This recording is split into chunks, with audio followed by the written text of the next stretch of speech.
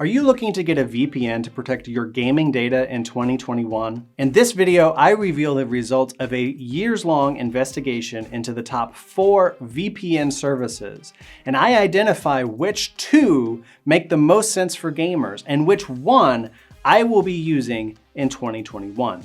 I am TheGrayingTech, a gaming insider. And if you would like to learn how to improve your gaming performance, start now by clicking that subscribe button. This is the last video in a series on VPNs, virtual private networks, and how they can both secure your data and potentially improve your gaming performance. In the last 7 years that I've been in the gaming industry, I have seen numerous dubious trends, but none so egregious as the mass accumulation of gamer data for company profit.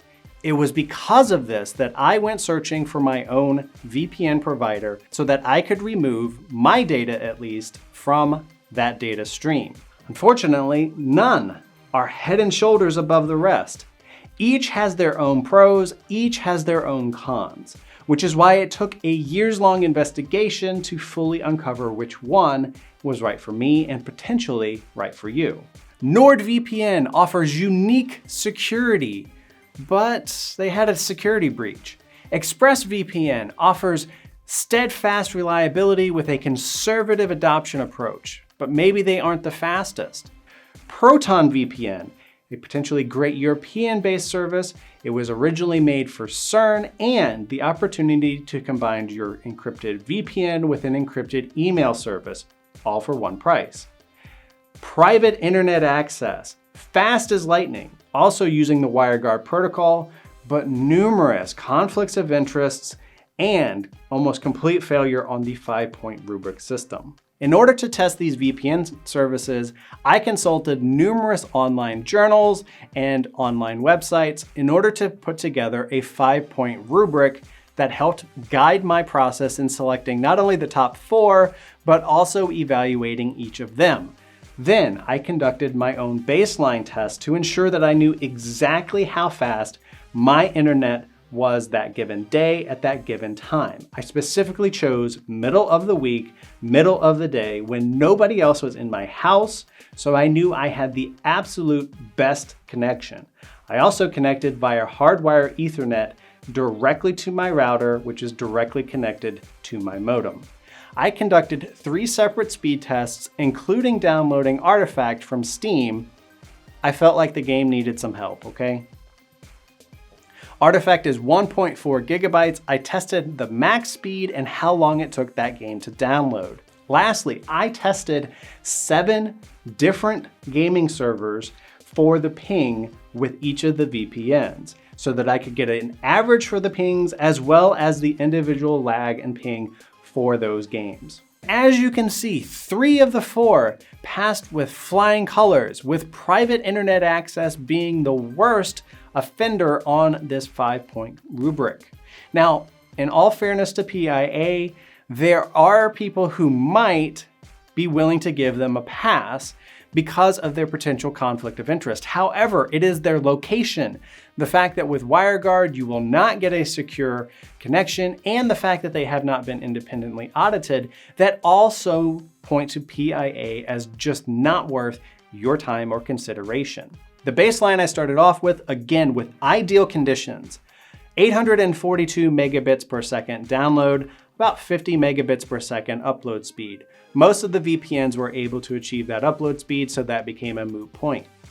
Steam download of 56.8 megabytes per second, which resulted in a 42-second download for Artifact. And as you can see, the pings were phenomenal, each one being below 50 with the exception of Apex, which for some reason consistently was the highest ping across the board.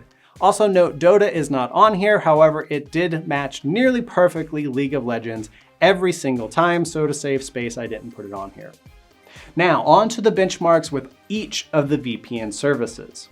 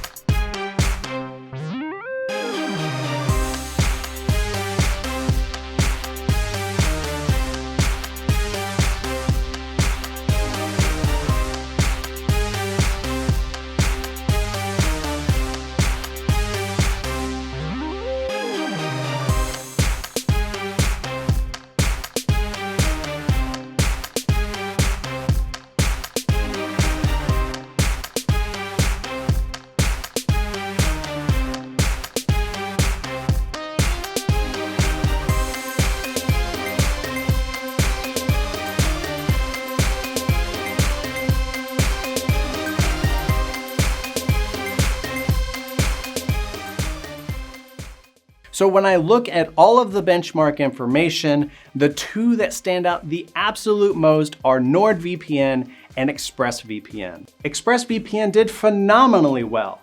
In fact, the ping to the game servers was faster than the ping rates that I was getting with the actual ExpressVPN servers themselves, which is interesting and makes me wonder how they're doing their network optimization. Conversely, NordVPN, with its WireGuard protocol, actually had higher pings than it was supposed to. Now, I think this is an interesting occurrence, and if you have any theories about why WireGuard, which is supposed to have faster download speeds and faster pings, might not have performed as well as it should have, comment down below. NordVPN is the best for gamers if you have above a 200 megabit per second connection. If you have a below a 200 megabit connection, ExpressVPN, even though it is slightly more expensive, is likely the best service that you can get. So for me, NordVPN will be the VPN of choice in 2021. Speaking of 2021, Project Red Star continues.